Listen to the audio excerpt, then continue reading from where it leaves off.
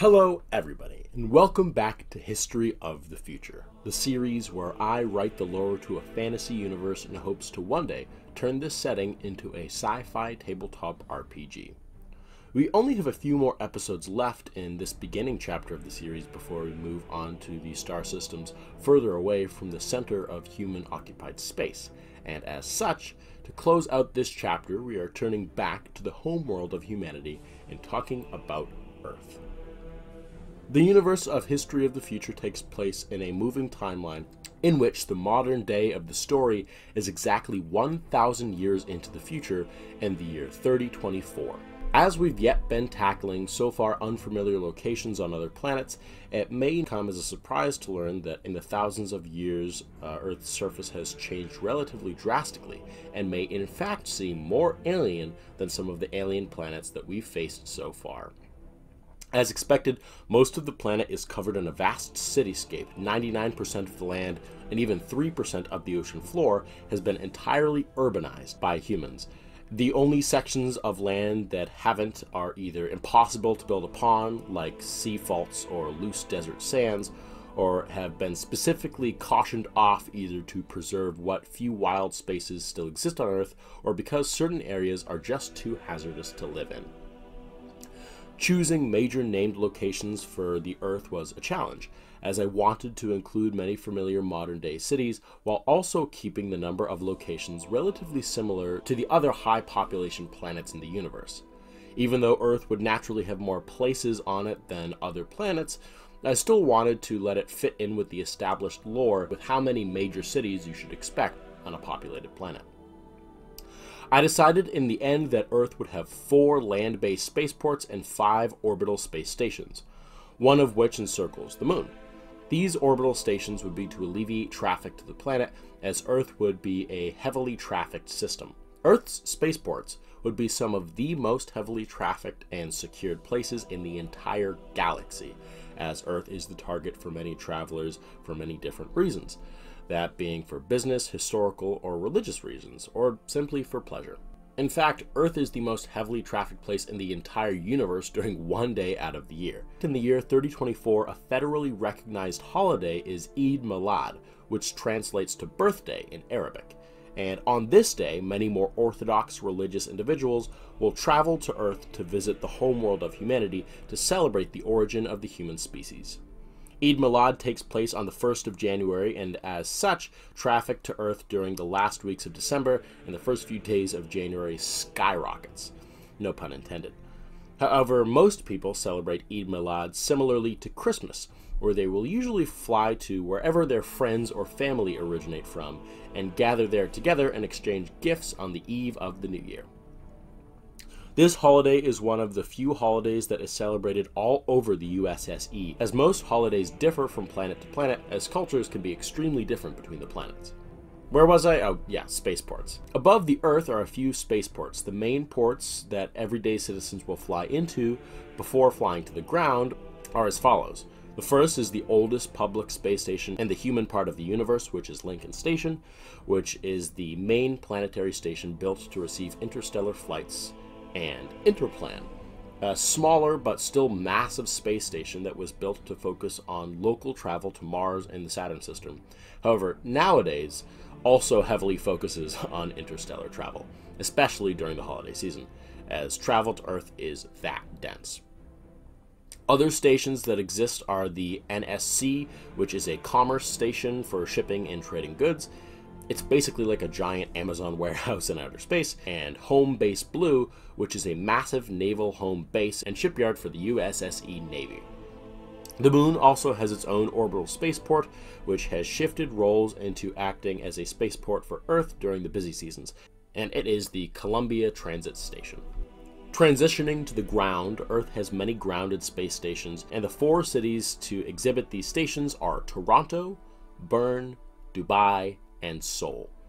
I chose each of them as not only are they in countries that continue to be main players on Earth into the 23rd and 24th centuries, before most countries were merged together, but also because they each had their own distinct identity that I was able to cultivate in the universe. There, of course, are other minor locations detailed on the map, and the blue paths between them mark out major travel ways in the worldwide subway system.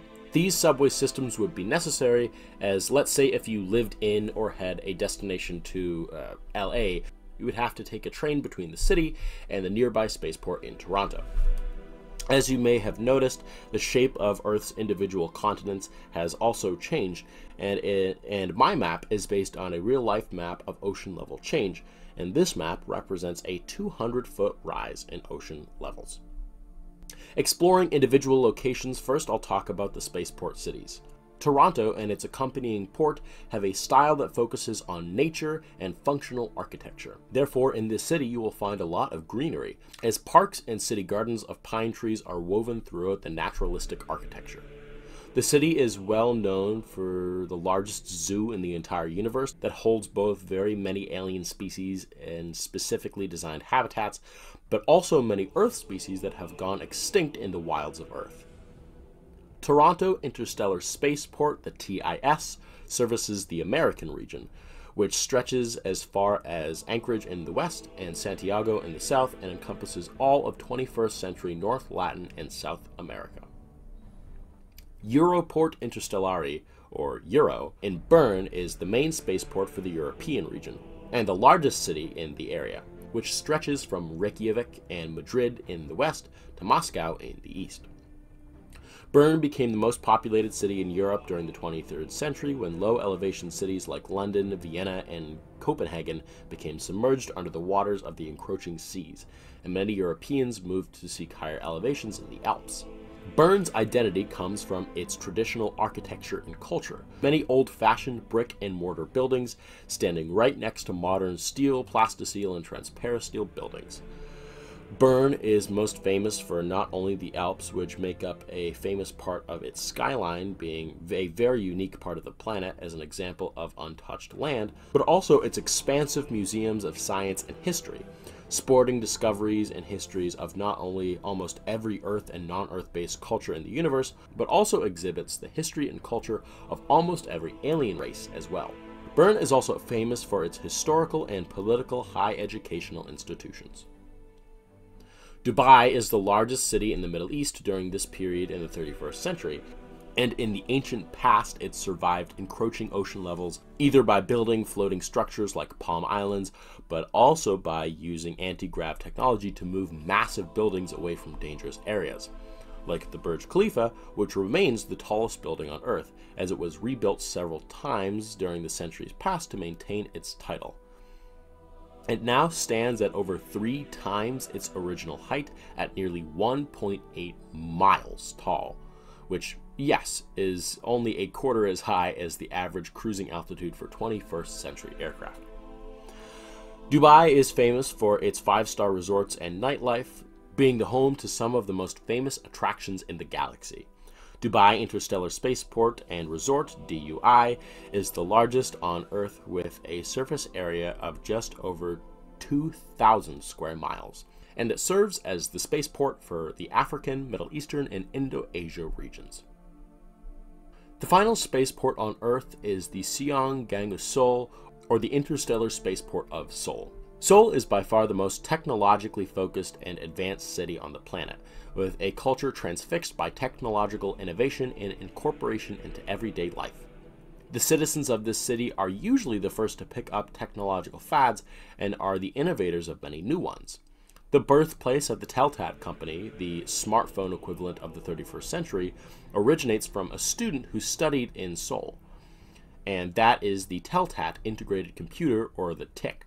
The TIC is a cybernetic enhancement integrated into people's skin, using electrically conductive inks to create circuit boards beneath the skin.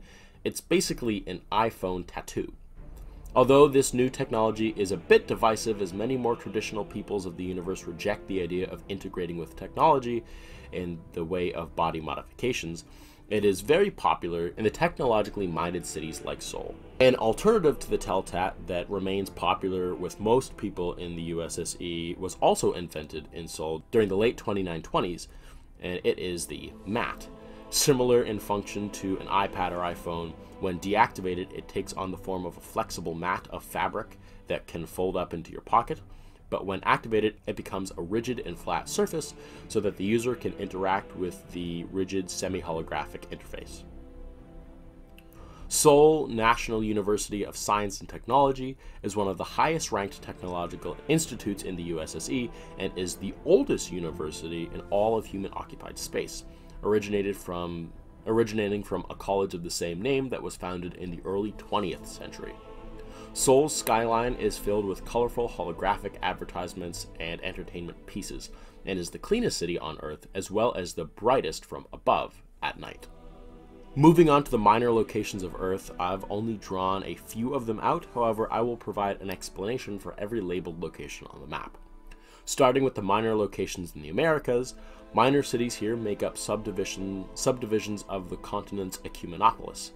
These are Anchorage, Seattle, Los Angeles, Mexico City, Brasilia, Santiago, and Miami, the last of which is one of the few cities built under the sea with massive domes to keep out the waves.